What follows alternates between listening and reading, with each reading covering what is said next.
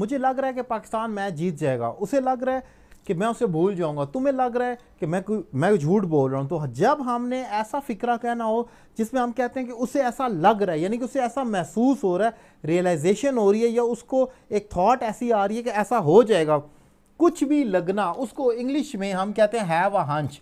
Hunch का मतलब होता है महसूस होना, रियलाइज करना, फील करना, किसी चीज़ को, आने वाले वक्त को एंटिसिपेट करना, तो उसको कहते हैं हैव अ हंच। और अगर ये पास्ट में जाए तो ऑब्वियसली हैव का पास्ट हैड हो जाएगा।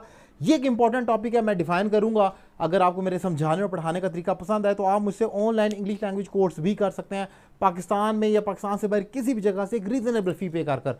टॉपिक स्टार्ट करते हैं, एंड तक देखें, ये बड़ा इंपॉर्टेंट टॉपिक है, एग्जाम्पल के साथ सीखते हैं। अगर मैं कहता हूं मुझे लग रहा है कि वो नहीं आएगा, अब लग रहा है कि सेंस को देखें तो आप कहेंगे ये प्रेजेंट कंटिन्यूअस टेंस है, लेकिन ये कंटिन्यूअस नहीं लिया जाएगा। आप सिंपल इतना ही कहेंगे आई हैव अ हंच, इसका मतलब है मुझे महसूस हो रहा है। लेकिन हम तो ये नहीं बोलते मुझे महसूस हो रहा है, महसूस तो जिस्मानी होता है ना। हम कहते हैं मुझे ऐसा लग रहा है, लगने से मुराद हंच ही होगा, तो आप कहेंगे I have a hunch that he will not come. अब क्योंकि ये पहला प्रेजेंट फिक्र है तो आगे विल आ सकता है, फ्यूचर का कोई मसला नहीं है कि वो नहीं आएगा। लेकिन अब जरा केस डिफरेंट हो जाता है यहां पर आकर। अब वो क्या केस है जरा देखें।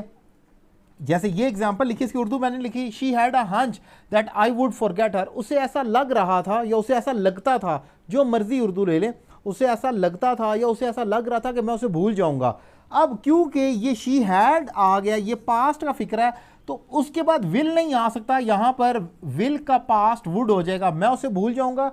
आई वुड फॉरगेट आपने कहना है, आपने विल नहीं कहना। क्यों? क्योंकि यहां पर शी हैड अ हंच आ गया कि उसे ऐसा लग रहा था। अच्छा, इसमें याद ये रखना है कि कुछ भी लगना या लग रहा होना एक ही बात होती है। मतलब मुझे ऐसा लग रहा है यानी कि मैं ऐसा फील कर रहा हूं। आई एम फीलिंग नहीं कहते, आई फील ही कहते हैं।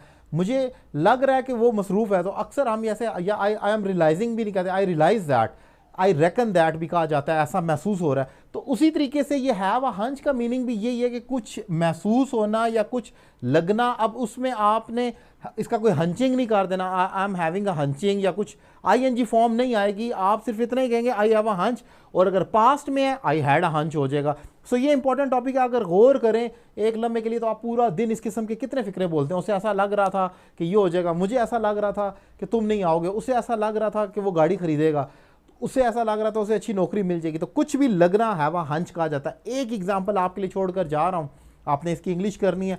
उसे ऐसा लग रहा था कि वो इम्तिहान पास कर लेगा, उसे ऐसा लग रहा था कि वो इम्तिहान पास कर लेगा। इसकी क्या इंग्लिश होगी कमेंट बॉक्स में लिख दें। और अगर आप मुझसे ऑनलाइन इंग्लिश लैंग्वेज कोर्स करना चाहें तो मेरा नंबर आपके सामने स्क्रीन पर मौजूद है, आप मुझसे रब्ता कर सकते हो। और अगर आप मेरे दीगर वीडियो लेक्चर देखना चाहें तो मेरा YouTube channel Syed Ali Raza Kazmi subscribe कर लें।